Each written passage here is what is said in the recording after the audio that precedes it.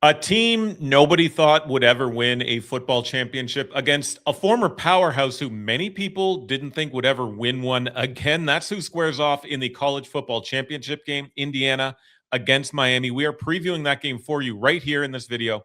And stick around for what the best bet is for this game at the bottom of the vid. Welcome to the channel, Ninja, joined by Josie Costigan. Hit that thumbs up, hit that subscribe. Let us know what you are betting for this game in the comments section below. No shortage of betting options here in what should be an absolute doozy, but let's get into it. There is a ton of intriguing angles and storylines within this game, but we can only address so much here in this video. But personally, I think the biggest question here, Josie, for this game is going to be Indiana's offensive line against Miami's pass rush and run stop. This will be the best pass rush Indiana has faced all season. Is Indiana up to the task here against Bain, Mesidor, etc., Josie? Yeah, this is the one matchup that I feel like Miami can really point to and be like, "Oh, this is how we're gonna flip this game in our favor." Bain and Mesidor are just, like, legit. They're just running running that line. This is the top 15 sack unit too, so you can expect a lot of pressure. For me, though, here's the thing, I just haven't seen Indiana be bullied at the line a lot this year. Oregon, Ohio State, and Alabama all came in with really top-tier, defensive lines too, and Indiana still averaged, 40-ish points per game in most of those matchups. I just think the Hoosiers' offensive line really doesn't get enough credit for how disciplined it is in its pass protection. I really feel like they rarely allow Mendoza to be in these, bad down and distant situations. So I think that's kind of where the matchup maybe tilts back more towards Indiana. The Hoosiers don't ask their offensive line to hold blocks forever. Mendoza's average time to throw is about 2.5 seconds, which is one of the quickest in the playoff field. So I think Indiana's quick passing game and protection makes it hard for Miami to completely derail this offense for 4 quarters. I've got to personally put my hand up here because I feel like I've slept on Fernando Mendoza all season. We've covered a lot of Indiana games throughout the season. But I'm a believer now, I think. Even just in the last game, this guy is making all kinds of NFL type throws and just playing at like such a high elite level. He has more touchdown passes, 8, than incompletions in the CFP. Can you just break down how good this guy has been all season and what watching him has been like as someone like yourself who has covered the sport from week 0 onwards here, Josie? Yeah, I feel like we might not have all slept on him. It's just I feel like he didn't demand to be in the spotlight. He just kind of earned his way there as the season progressed, and now all eyes are on him. But yeah, like you said, the 8 touchdowns and 5 incompletions is just insane accuracy. I feel like he doesn't throw balls late. He doesn't throw balls hopeful. He doesn't really give defenses like a chance to steal any momentum, and I think that's why Indiana's put up 325 plus against Ohio State, Iowa, Oregon twice. Again, all top 10 defenses in yards allowed. So watching him from week 0 on, to me, he's just been the calmest player on the field every single Saturday. No panic, no like hero football mentality, no wasted throws. I just think it's why Indiana's top 3 nationally in scoring offense, because he just is always playing one step ahead. Yeah, well put. And hopefully that can translate to the silver and black or wherever he does land in the NFL to play on Sundays. But it's going to be very, very interesting to see. And since this guy grew up close to the University of Miami campus and his father played with Mario Cristobal, do you think he gets a bit of extra motivation here? And not that he needs any extra motivation at all, but do you think that might play a factor here? Yeah, that's so funny because that was immediately the narrative once, like, Miami punched their ticket to this national championship game is, "Oh, they play at Hard Rock," and it's like, "Well, guys, Mendoza's from Miami too."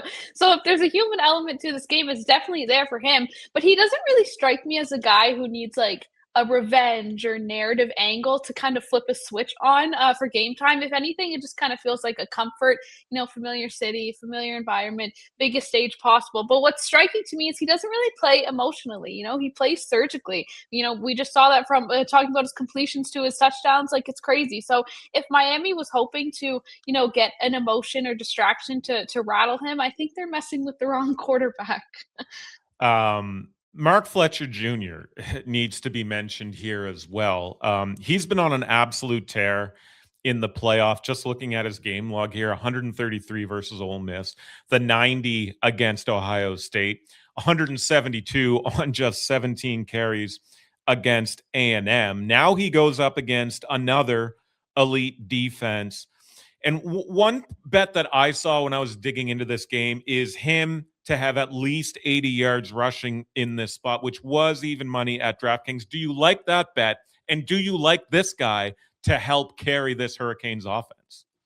To me, he would be the only reason I would put any money on Miami for this game, to be brutally honest. I love him. I think he's just an engine to this offense. But I think Indiana's defense is kind of built to make you one-dimensional. We've kind of seen that all season, ranking top 3 nationally in scoring defense, allowing less than 12 points a game. They've consistently controlled early downs. I think Fletcher can break some chunk runs, but 80 plus to me means Miami's controlling the tempo. And Indiana's kind of made a living this season by never letting that happen. So at even money, it's tempting, but I think the game script is kind of working against him unless Miami stays neck and neck deep into the second half, which again is where live betting comes into play. If Miami, comes into this game and it's closer than we all expect, or than I expect at least, then that's where live betting's your best friend. Interesting then, like where the game might come down to your guy, Carson Beck. But again, time will tell here. And before we get to your picks, folks, if you want to become a smarter better, then you need to sign up at Prop Professor, because right now you can get it for 25% off for the first month. Get hundreds of plus EV bets every day and get a real shot at finding long-term profit. NFL, NBA, NHL, plenty more leagues, all covered here. There's a great arbitrage tool, a fantasy optimizer, and much, much more under the hood. Easily the best bang for buck on the market. So use the promo code OddsSharkPP at checkout and get 25% off for that first month. I know you have a game pick here coming up, and not that I need more reasons to bet this game, or the folks at home need more reasons to bet this game, but could you build us a single game parlay for this game if you could be so kind? Of course. So I have it's plus 418, but obviously there's plenty of a bonus of a profit boost out there. So I'm sure you can jack it up. My first leg is going to be Indiana minus 1.5 in the fourth quarter. I just think they haven't trailed at all in the second half of a playoff game. It's a pretty easy number. They've been leading the fourth quarter by at least a touchdown in their 2 playoff appearances. So I like that. 2, I like Elijah Surratt anytime touchdown. Scored nine straight. Miami's run defense is top 5. But their secondary has shown some vulnerability, allowing about 267 yards per game. So I like that. And then my guy, Carson Beck, under 1.5 passing touchdowns. He's hit this in 2 of 3 playoff games.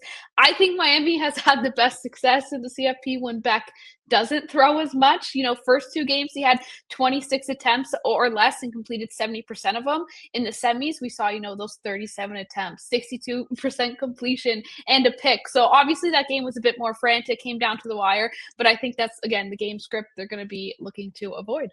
One more parting shot for Carson Beck before the season winds down. I love it. I love the Surratt call out as well, because he has a penchant to step up in big games. And I think if Indiana is going to win this football game, they're going to need a decent performance from him, who is no stranger to that. So let's get into your game pick here. Indiana, 8.5-point faves here at FanDuel at the very least. Both teams here minus 110. Moneyline, Hoosiers, of course, minus 340. The Canes coming back at plus 275. So if you like the Canes to win, there is a potential payday here on the money line. The total 47.5, which is interesting to me. I think maybe that might be a bit too low. I haven't bet the over or anything, but just an interesting number. Tons of betting options here, Josie, but bring us home. What do you like? Yeah, I don't know if it's my fever right now, if it's all the heat I'm about to catch, but I would take Indiana by 20 points if I could in this game, if that's where the line was set. I think Miami is going to be brutally humbled here. If you're asking me, I thought Texas A&M's defense had fraud tendencies in the first round. I knew the weight was way too heavy for Julian Sayin with Ohio State. And honestly, we already knew Ole Miss's defense couldn't keep up with their explosive offense. That's just how the cookie crumbled. I just think their path was a little easy. Sure, they played great, but Indiana's different beats. They're the only team ranked top 3 nationally in both scoring offense and scoring defense.